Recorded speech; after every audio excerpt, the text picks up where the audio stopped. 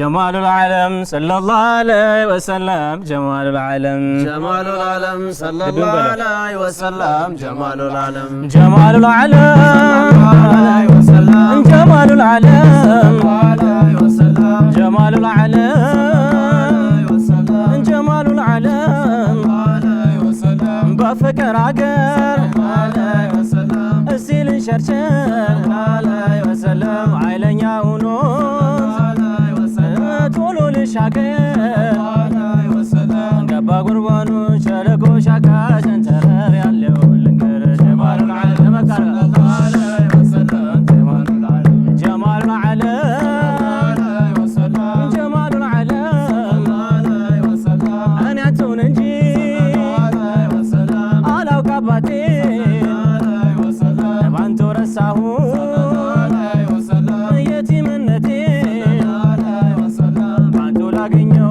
يا ولد تاقر كبرتين يا نور العالم جمال العالم صلى الله عليه وسلم جمال العالم جمال العالم صلى الله عليه وسلم جمال العالم جمال العالم صلى الله عليه وسلم جمال العالم جمال العالم الله عليه وسلم جمال العالم عليه وسلم جمال العالم عليه وسلم جمال العالم عليه وسلم يا محبة عليه وسلم كوكو مرزوق عليه وسلم بسو كانك عليه وسلم قالاج نوزو عليه وسلم جمر ያለው ጭራሽ የማያልቅ ጉዞ ሰዋል ልኑር صلى الله عليه وسلم جمال العالم جمال العالم صلى الله عليه وسلم جمال العالم جمال العالم عليه وسلم جمال العالم عليه وسلم كناسي كمسو عليه وسلم دقم يመስለው عليه وسلم ያዋልለዋ عليه وسلم እየሃየለው عليه وسلم እንደ አቶሚክ ነው በታች ሆነ የሚጥለው ዋናው ዘመን جمال العالم صلى الله عليه وسلم جمال العالم جمال العالم صلى الله عليه وسلم جمال العالم جمال العالم عليه وسلم جمال العالم عليه وسلم يا محبة نور عليه وسلم يا بلجلجال عليه وسلم አታሰፋለን عليه وسلم ለሱ ይታጫል عليه وسلم አምሳል የለውም እባክህ ወሬ ይቆጫል አታንሳው ይቅር جمال العالم صلى الله عليه وسلم جمال العالم جمال العالم صلى الله عليه وسلم جمال العالم عليه وسلم جمال العالم عليه وسلم إلا وطال عليه وسلم أكون بتادقت عليه وسلم እያሸበረ ይኖራል ያለ አንዳች ወራት በግርግር جمال العالم صلى الله عليه وسلم ሰኪናዎችን በድጋሚ እናመሰግናለን። አሁንም እንቀጥላለን። የበዓል ዝግጅታችን የኢትዮጵያ ቴሌቪዥን የኢድ አል አድሃ በዓል ዝግጅታችንን ነው እየተመለከታችሁ ያላችሁት። እኛ ቆንጆ ጊዜ ነው እያሳለፍን ያለነው። ተስፋ እናደርጋለን ተመሳሳይ ስሜት ላይ እንዳለን። አሁን ደግሞ እንግዳችን አድርገን የጋበዝነው የትርኳሽ መጽሐፍ ደራሲ ሰይድ ሙህዬ አህመድ ይባላል። ሰይድ እንኳን ደህና መጣ። እንኳን ደህና ቆያችሁ። ስለመጣ በጣም ደስ ብሎናል። የእስልምና እምነት ተከታዮች በዓልን ስናከብር ሁሌ በሚባል ደረጃ ስለ ወሎ ስለ ሀረር ሳናነሳ አናልፍም ብዙ ጊዜና ወሎና ሀረር በተለይ ለእስልምና እምነት ተከታዮች እንደ አይከን ተደርገው የሚቆጠሩ አካባቢዎች ናቸው ከሀገራችን ውስጥ ከሚገኙ አካባቢዎችና ሰይድ ደግሞ ወሎን ማዕከል ያደረገ አይደለ የወሎ ክፍለ ሀገር በቀደመው አጠራር ወረኢሉ ወሎ እያልን መቼታችንን አድርገን ብዙ የምንድናስብ ሊያደርገን የሚችል መጽሐፍ ጻፈልን። ልብ ወለድ ነው፣ ትርኳሽ ይባላል። ሀሳቡ ፍቅር ቢሆንም ግን ደግሞ ሁላችንንም የሚነካ የሁላችንም ልብ በጣም በብዙ ሊያነቃ ልብ ወለድ የሚባለው በተለይ ረጅም ልብ ወለድ ዲስ ዴይስ እየቀረ ይመስለኛል። አጫጭር ስቶሪዎች ናቸው አሁን ብዙ እየተጻፉ ያሉትና ከ300 ገጽ በላይ ያለው ልብ ወለድን እያገኘን በሌለንበት ወቅት ላይ ስለጻፍክልን ለሱም እናመሰግናለን። ግን ስለ ወሎ ካነሳን አይቀር ትርኳሽ መጽሐፍ ላይ እኔ በጣም የገረመኝ እና ደስ ያለኝ ያው እዛ ኖርህበትም ስለሆነ ያወራኸው የመስቀል የጥምቀትም የመስቀልም በዓል ሲሆን ወይም ደግሞ የአረፋም የመውሊድም በዓል ሲሆን የምታከብሩበትን መንገድ መጽሐፉ ላይ ለማስፈር ሞክረሃልና መምህራችን ትላለህ አንድ ቦታ ላይ መምህራችን የጥምቀት በዓል ላይ ሙስሊሙም ክርስቲያኑም ባንድ ተቀላቅሎ ልብሳችሁን አጥባችሁ ተዘጋጅታችሁ እንድትመጡ ብለውናል ትላለህ ለክርስቲያኑ በዓል። ከዛ ገረመኝ እዛ ላይ አሁን የዛን ቀን ሄደው የክርስቲያን በዓል አብረው ነው የሚያከብሩት ማለት ነው ሙስሊሞቹም የሚል ሀሳብ። ከዛ ውጭ ደግሞ የኢድን በዓል ላይ ስለሆነ ደግሞ ተማሪዎቻችን ነገ ልብሳችሁን አጥባችሁ ተዘጋጅታችሁ እንድትመጡ ብለውናል ትላለህና ለሁለቱም በዓል ትምህርት ቤት ያሉ ተማሪዎች ልብሳቸውን አጥበው ተዘጋጅተው እኩል ሄደው የሚያከብሩበት እንደሆነ ጽፈሃል። ጊዜው 1986 እና 87 መሀል ላይ እንደሆነ ነግረህናል። የዚህ መጽሐፍ ግን የነበረውን ድባብ አካባቢው ላይ ትታዘብ የነበረው ነገር አንተ እንደ ከዛ መጪነትህም ጭምር የምትታዘበው የነበረው ነገር ብትነግረን ደስ ይለናል። መጽሐፉ ላይ በደንብ ነው የገለጽከው። በጣም አመሰግናለሁ። በመጀመሪያ ለመላው የእስልምና እምነት ተከታዮች እና የበዓሉ አክባሪዎች እንዲሁም ለቤተሰቦቼ እንኳን ለአረፋ በዓል በሰላም አደረሳችሁ እላለሁ። እናንተም እንግዲህ አድርጋችሁ ስለጋበዛችሁ በጣም አመሰግናለሁ። እንግዲህ ወሎ እና ሀረር ቅድም ያነሳሽው ነገር የሚገርምሽ ነገር ይሄ በማህበረሰብ አኗኗር ማህበረሰብ ስንል ሰፊ ነው። በዛ አኗኗር ዙሪያ ልዩነቶች ጥቃቅን የሚሆኑ ጉልህ ልዩነቶችም መኖራቸውን ያወቅኩት ፐርሰናሊ እንደ ግል ዩኒቨርሲቲ ስገባ ብሔር መኖሩን ያወቅኩትም ዩኒቨርሲቲ ስገባ ነው። በሃይማኖትም የጎላ ልዩነቶች ምናምኖች ብዙ ነገሮች ሁላችን የምናውቀው ነገር ነውና እኛ አካባቢ ደግሞ ሁሉም ባለበት ተከባብሮ የሚለው ማንም ዝቅ አያደርግም፣ ማንም ከማንም የሚበልጥበት ሁኔታ የለም እንደ ማህበረሰብ ማለት ነው። ለምሳሌ አሁን ሰርግ ካለ ለምሳሌ የኛ ቤተሰብ ሰርግ የሚደግስ ከሆነ ለሙስሊሙ በሬ ከታረደ ያው በእኛ አካባቢ ትንሽ የክርስቲያኑ ቁጥር አነስ ስለሚል ለክርስቲያኖቹ ደግሞ በግ ይታረዳል እና ምንድነው የሚደረገው ቃ እነሱ ቅርብ ከሆኑ ቃቸውን ይዘው ይመጣሉ። ራሳቸው እንዲሰሩ ነው የሚደረገው። ራሳቸው የሚያርዱትም ሁሉን ነገር አለ። ሙስሊሙም ጋር እንደዛ ነው። ትምህርት ቤት ስንሄድ ደግሞ በዓል ሲመጣ ልክ መጽሐፉ ላይ እንዳለው አንድ ረጅም ልጅ ከፊት ባንዲራ ይዛል፣ ከኋላ የኢትዮጵያ ሕዝብ መዝሙር ነው ደግሞ የምንዘምነው። ነሺዳ ማንልም መንዙማ ማንልም የኢትዮጵያ ሕዝብ መዝሙር ነው እና መጽሐፌም ላይ እንደገለጽኩት ያው የደርግ ስርዓት አልፎ ይሄኛው አዲሱ የኢህአዴግ መንግስት የነበረበትና የሁለቱ ድንቁቅ ነው ያልኩትን የዘጋ ሃንጎቨር ነው መሰል የሚባለውና እሱ ባለበት ጊዜ ነውና እዛም ደርግ ጫፉም ላይ ደርሰንበታል እና ያኔ ሁሉንም በጋራ ነው ሁሉ ነገር በጋራ ነውና ያናረጋለን። ከዛ በኋላ የጥምቀት በዓል ሲሆን ቤተክርስቲያን እንሄዳለን። የሚገርምሽ ያንን በዓል እኔም ተሳትፌበታለሁ በልጅነቴ ግን እና የሚገርመኝ ነገር አሁን ቄሶቹ ዳ ባህሩ ላይ የሆነ ነገር ይጥሉና እንደ ኩበት ነገር ይደረግና እላው ላይ እሳት ይነዳል እና አይገባኝም ነበር። አሁን ስጽፍ ነው የሚገርምሽ ነገር በኋላ ጠይቄ ተዳውና ጧፍ ነው ለካ እዛ ጋር ይደረግና በውሃው ላይ ይንሳፈፋል እንላለን። ከዛ ሁላችንም ያለ ልዩነት የሚደረገውን እያንዳንዱ ትዕይንት አይተን ነው የምንመለሰው። ከዛ በኋላ ደግሞ የአረፋና የኢድ በዓል ሲመጣ ደግሞ እንደዚሁ መስጊድ እንሄዳለን። ከዛ በኋላ እኛ ያው በሰዓቱ እንግዲህ ልጆችም ስለሆን ሊሆን ይችላል ከኋላ ተሰልፈን የሚሰገደውን የሚባለው ያንኑ ነገር እናደርጋለን። ያን ነው የነበረውና በእኩል ነው ሁሉን ነገር በእኩል ነው። አሁን ወሎ ብዙ ጊዜ ይባላል እንደዚህ በሃይማኖቱም በተለያዩ ነገሮችም እና ወሎ ላይ የበላይና የበታች የለም። በቃ ጎንሽ አብሮ ያለው ነዋሪ ማን ይሁን ለመጋባትም ልዩነት የለም። እኛ አሁን መምህሮቻችን አሁን ከሌላ ክልል መጥተው እዛ አካባቢ የእኛን ዘመዶች ያገባሉ። ሲኖርም ደግሞ ጎረቤቱ ሆኖ ሲኖር ሰው መሆኑ ብቻ እንጂ የገሌ ብሄር ነው የገሌ ሃይማኖት ነው የገሌ እንደዚህ ነው የሚል ነገር እኛ ጋር የለም። ለዛ ነው አሁን ወሎ ብዙ ጊዜ እንትን ይባላል ማንንም በጎሪጥ አይ ማንንም ተሳቆ ወሎ ላይ የሚኖር ማህበረሰብ እስካሁን ያጋጥሙኝ አቅምና በዛ መንገድ ይመስለኛል ወሎ እንግዲህ ያ ነገር የሆነው እና ያው ደግሞ አንድ ደራሲ አንድ ጸሐፊ ሲጽፍ መነሻ ይኖረዋል። ነገሩ አሁን እውነት ላይሆን ይችላል፣ አንዳንዱ ፈጠራ ሊሆን ይችላል። ፈጠራ ለመጻፍ ራሱ የማህበረሰብ መነሻ ያስፈልጋል። አሁን ትምህርት ቤት ባይኖር ለምሳሌ ያችን ትምህርት ቤት እንትን አለ መንደር ባይኖር እንጂ ቁራሽ የሚል ገጽ ባህር ሰጥቼ ማለት ሲምቦል ሰጥቼ ያን ነገር አልጽፈውምና ወሎ ላይ ያ ስለሆነ በጣም ደስ ይለኛል።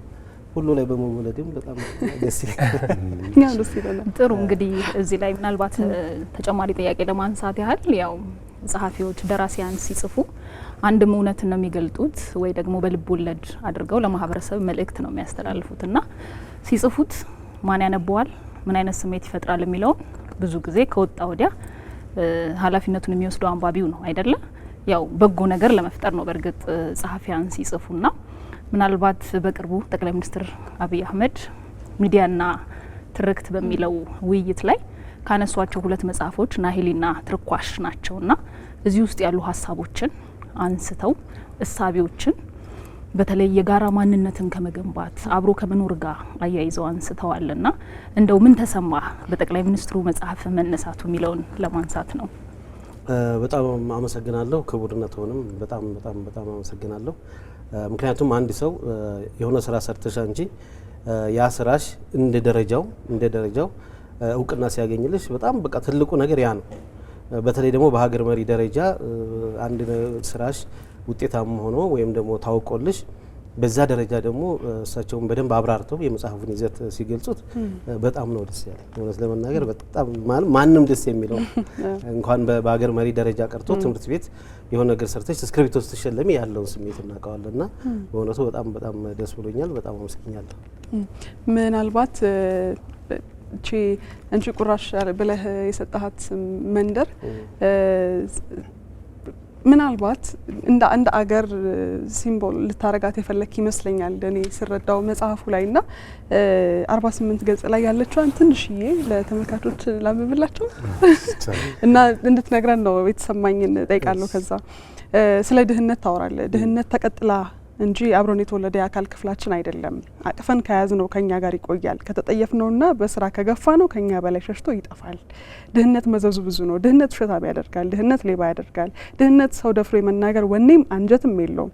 ድሀ ሰው ነገሩ አይጥምም። ድሀ ሰው በሰው ፊት እንደተገረፈ የሰው እጅ እንዳየ እድሜ ልኩን ያለ ነጻነት ይኖራል። ድሀ ሰው መኖሩንም መሞቱም ሳይታወቅ እንደ ዘበት ያልፋል። እናንተ የገበሬ ልጆች ናችሁ። መምህራቸው ነው የሚላቸው። ችግሩና መከራው የተቆለለው ደግሞ ገበሬ ላይ ነው። የዚህ ሁሉ መከረኛ ህዝብ ተስፋዎችም እናንተ ናችሁ። ባዶ አንጀቱን በቀበቶና በመቀነት ሰርስሮ እያሰረ ያገኛትን ቁራሽ ለራሱ ሳይቀምስ ካፉ ላይ መንጭቆ ለእናንተ ሳያጎርስ የሚያስተምራችሁ ማህበረሰብ የብርሃን ቀንዲል ሆናችሁ ከፊት ለፊቱ እያበራችሁ ወደ ተሻለ ህይወት መንገድ ልትመሩት ግዴታችሁ ነው ትላለህና እዚህ መጽሐፍ ላይ ያሉት መምህራኖች ለተማሪዎቻቸው የሚነግሯቸው መልእክት አንተ ለኛ ልትነግረን የፈለከው መልእክት እንደሆነ ነው አድርገን የምንረዳውም ጭምርና አሁን ድሀ ከሆነ ሰው የሚያየውም የሚሰማውም የሚቀበለውም የተናገረውም እንደ ቁም የሚቆጥርለት የለም የሚለውን መንፈስ ነው የጻፍከው ይመስልኛል። ግን እንደ ሀገርስ ደግሞ ስንወከልበት ለተማሪዎች ነው የተናገረው መምህሩ። ግን እንደ ሀገር ልንረዳው እንዴት ሊያበረታን ይችላል? ይህንን ነገር ይህንን ሀሳብን ትንሽ ብትጨምርበት ደስ ይለኛል። እና የሰው መኖሪያው ሰው ነው አገር አይደለም ሰው ውስጥ ነው የምንኖረውም ትላለህ። ስለዚህ ከሱ ጋር ትንሽ አያይዘ እንዴት ነው ሰው ውስጥስ መኖር የምንችለው? ከድህነትስ መንፈስ ድሀ ላለመሆን ያለብን ትግል ምን አይነት ነው? አንቺን በጣም አመሰግናለሁ። እውነት ለመናገር ማለት በዚህ ደረጃ እንደዚህ ኢንተርፕሬት አድርገሽ ሀሳቡ ቁም ነገሩ እኔም ማስተላለፍ የለኩት በነገራችን ላይ የሁለቱ ወጣቶች ፍቅር እንደ አውራጅና ማገር የሚባል ነገር አለ። አሁን ቤት እንት ስትይ ቋሚ ምሰሶ አለ አይደለም? ምሰሶ ብቻውን አያቆመው። ዙሪያውን ደግሞ የሆኑ የሚመጡ እንትኖች አሉ፣ ማገር አለ። እንደዛ ነውና የወጣቶች የፍቅር ታሪክ እንደ ምሰሶ ነው። ከዛ ውጪ ግን በጣም ብዙ አብረው እዛ የተሰገሰጉ ትልልቅ ቁም ነገሮች አሉ። እውነት ለመናገር አንዱ እዛ ጋር እንትን መግለጽ የፈለኩት ከድህነት ነው። ድህነት የሚገርምሽ ነገር አንዳንድ ማህበረሰብ ጋር እንደውም እዛ መጽሐፉም ላይ አለ ቆሎ ከቆሎ ደረጃ ይወጣለታል። የገብስ ቆሎ የተፈተገ ያልተፈተገ አሰሮ የወጣ ያልወጣ ተብሎ ይሄ ለእንግዳ ነው፣ ይሄ ለአባት ነው፣ ይሄ ለልጅ ነው ተብሎ ይባላል። ምናልባት አሁን ያለው የከተማ ነዋሪ በጥሩ ኑሮ ያደገው ማህበረሰብ ይሄን ላይ ያውቀው ይችላል። ግን ይሄም ደረጃ አለው። ያችን ነገር እንቺ ቁራሽ ካንዱ ቤት አንዱ ልጅ ቆሎ ዘግኖ ሲሄድባት እናቲቱም ያክል አባራ በፍልጥ እንደመታችው እንዴት እንዳደረገችው የመጽሐፉ ላይ ይገልጻል። ያ ማህበረሰባችን የምንኖረው ኑሮ ነው እና እዛ ላይ ምን ይላል ጋሽ ተመስገን ሲመክራቸው ፈረንጆች እኮ ባህር ላይ ለአሳ ስንዴና በቆሎ ይረጫሉ፣ እኛ ግን ለራሳችንም መሆን ያቅተናል ይላል እና እኔ እንደ ግለሰብ እንደ ደራሲም እንደ ጸሐፊም እንደ አንድ ኢትዮጵያዊም በህይወት ዘመኔ ማየት ከምፈልጋቸው ነገሮች የኢትዮጵያ ሕዝብ ምን እበላ ይሆን ብሎ የሚያስብበት ጊዜ የሚያቆምበትን ጊዜ በጣም እመኛለሁ። በጣም ከባድ ነው። ሰው አንቺ የሆነ ነገር ብሎ ዛሬ የሆነ ነገር ስታደርጊ ልጆች ምን አባላቸው ይሆን ብለሽ አይዞህ አብሽር አብሽር ዘይዶ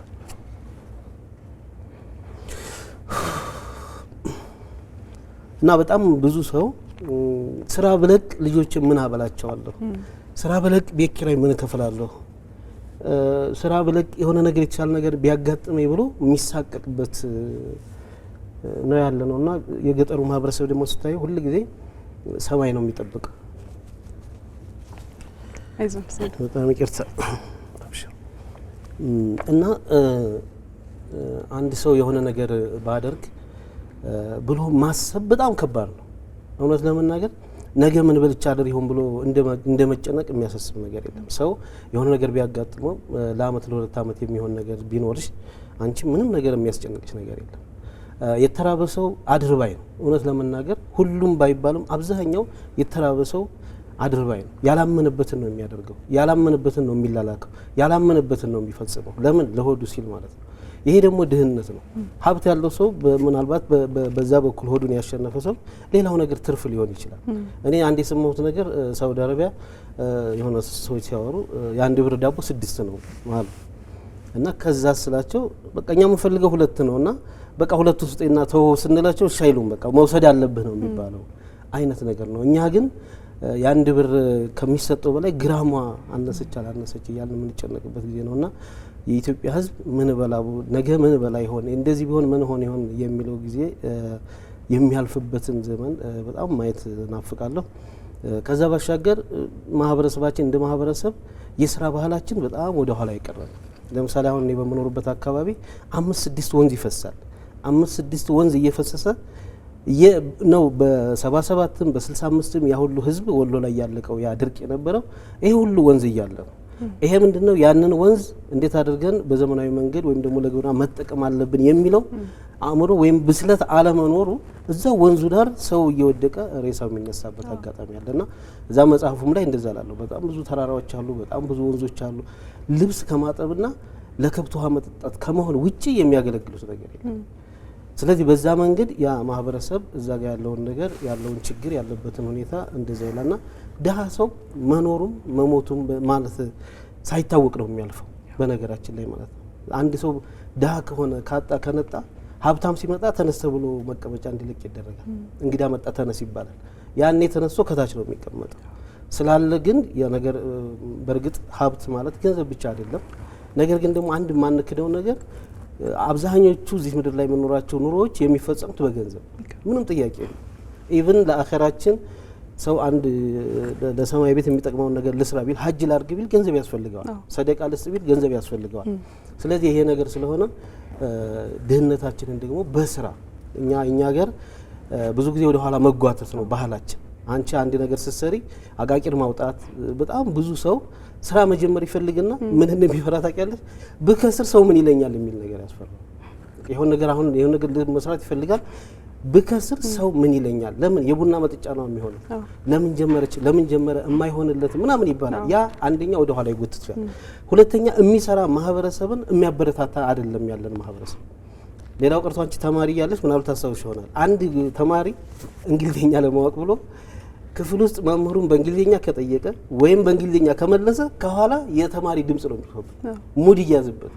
ይሄ ወደ ኋላ መጎተት ማለት ነው። ስለዚህ የሚያበረታታ ስላልሆነ ያ ነውና ሌላው እሱ ጋር ያነሳሽው ነገር የሰው መኖሪያው ሰው ነው። የሰው መኖሪያው ሰው ነው። ሰው ካላኖረህ የአባት ቀይ ራሱ አያስጠጋህም ይላል። ያ ማለት ምንድነው? አንቺ ሰው ጋር ስትሄጂ ሰው ነው። ሰው ከጠላሽ፣ ሰው ካራቀሽ፣ የፈለገ ዘመናዊ ቤት ቢኖርሽ፣ ዘመናዊ መኪና ቢኖርሽ ከሰው ከራቅሽ በቃ መኖር አትፈልጊም እና የሰው መኖሪያው ሰው ነውና ያንን ለመግለጽ ነው መጽሐፉ ላይ ስሜቱ ተነክቶ ሲያወራ ስለሰማሁትም ነው። እውነት ነው። በጣም አሁን ላይ ማሰብ ያለብሽ ትልልቅ ነገር ነው እንጂ ስለ ሆድ የሚታሰብበት ወቅትም መሆን የለበትም። ደግሞ ሪሶርሱም አለ። እሱ በነገረን ቀይ እንኳን 4-5 ወንዝ ይፈሳል አለ። ያ ሁሉ ነገር የተፈጠረበት አካባቢ ችግር የነበረው የስራ ባህል ለውጥ ችግሩ ላይ ነበር። እንደው አንተ ደራሲ ነህ፣ ይሄን ቁጭትህን የወደድኩልህ በሌላም መጽሐፍ ልታስተምር ትችላለህ ብዬ ስላሰብኩ ነው። ማህበረሰቡን ደራሲ ማለት ኦልሞስት ሚዲያ ነው፣ አስተማሪ ነው፣ በብዙ መልኩ አስተማሪ ነውና ይሄ ቁጭትህ ለሱ ይጠቅማል ብዬ አስባለሁ። እንደው ደራሲም እንደመሆነ እዛም አካባቢ ተወልደ የነበርክበትንም ማህበረሰብም ባህሉንም የስራ ባህሉንም ሁሉንም ነገር ችግሩንም አይተው ስለወጣ አሁን የተጀመረው ምናልባት ፖለቲካ አይደለም እያወራሁ ያለሁት አሁን የተጀመሩ ነገሮች አሉ እንደ ሀገር የስራ ባህልን ለመቀየር አይተሃል ደግሞ የፕሮጀክቶች ፐርፎርማንስ የፕሮጀክቶች አፈጻጸም በተሻለ ፍጥነት እየሄዱ ነው በተሻለ ነገር ተጀመረ አለቀ ነው እየታየ ያለውና እንዲህ አይነቱ ነገር አንተ የምትለውን የሚፈራውን ድህነት ለመቀነስም ለመወጣትም አጋዥ አይሆንም ብለህ ታስባለህ በምን መልኩ እንደሆነ ትንሽ ሀሳብ ብትሰጠን ብዬ ነው አዎ ልክ ነህ ምክንያቱም አሁን አንተ ያልከው ነገር ሁሉም ነገር ለምሳሌ አሁን እንቺ ቁራሽ ብዬ እንደ ምልክት በርግጥ እኔ ሀገሬ ለመወከል ነው እንቺ ቁራሽ የምትባል በአካል መንደር የለችም እንቺ ቁራሽ ግን መላ ኢትዮጵያን ትወክላለች እዛም ውስጥ ያሉት ነገሮች እንደዛ ናቸውና አንደኛው ህዝብ ቁጭት መቀስቀስ ነው አሁን ለምሳሌ እዛ ውስጥ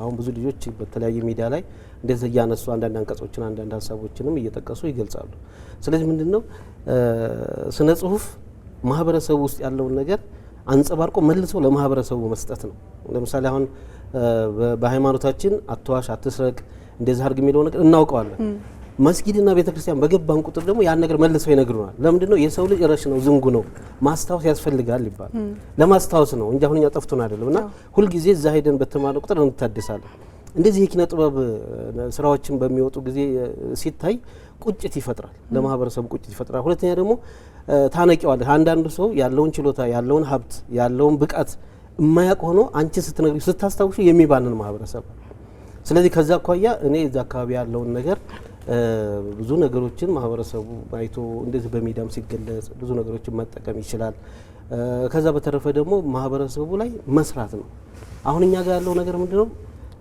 ነገሮችን እኔ ምን አገባኝ የሚል ይበዛል እኔ ምን አገባኝ የሚሉት ነገር አለና ከዛ ይልቅ ማህበረሰቡ ላይ የስራ ባህሉ እንዲዳብር የመረዳዳት ይሄ መመቀኛኘት ለምሳሌ አሁን አንዳንድ ጊዜ ምን ይባላል አንዳንዱ ሰው ከራሱ ማግኘት የጎረቤቱ ማጣት ያስደስተዋል ይባላል ስለዚህ አሁን ያንቺ ጎረቤት መኪና ከሌለው ያንቺ መኪና አደጋ ሲደርስበት የሚደሰታል እሱ ከሚያገኘው በላይ ያለ ይሄ እንደ አባባል ይባል እንጂ ቀላል ነገር አይደለም ስለዚህ እሱ ነገር ማህበረሰቡ ላይ አመለካከቱ ላይ ቢሰራ ማህበረሰቡ ራሱ በሚያውቀው ነገር አሁን እዛው ማህበረሰቡ የሚወደው የራሱ ሰዎች አሉት የራሱ አካባቢ የራሱ የሥራ ባህል አለው ያንን የሥራ ባህሉን በራሱ ምርጫ እንዲያዳብር ማድረግ ነው ማህበረሰቡን በራሱ ምርጫ የሚፈልገውን ነገር ለልማት እንዲሰራ ካደረግነው ማንንም ቢመጣ አያነቃነቅም ማንንም ቢመጣ አይቀይርበት ቀይር ብትዩ ራሱ የሚፈልገው ስለሆነ በዛ መንገድ ሊያስኬድ ይችላልና እንደዛ ቢደረግ ጥሩ ነው ያስባለሁ በጣም ጥሩ ሰይድ ሰዓት ስለሌለን ብቻ ሀሳባችንን እዚህ ላይ እንቋጫለን እንጂ ብዙ ሀሳቦች ማንሳት እንችል ነበር ትርኳሽ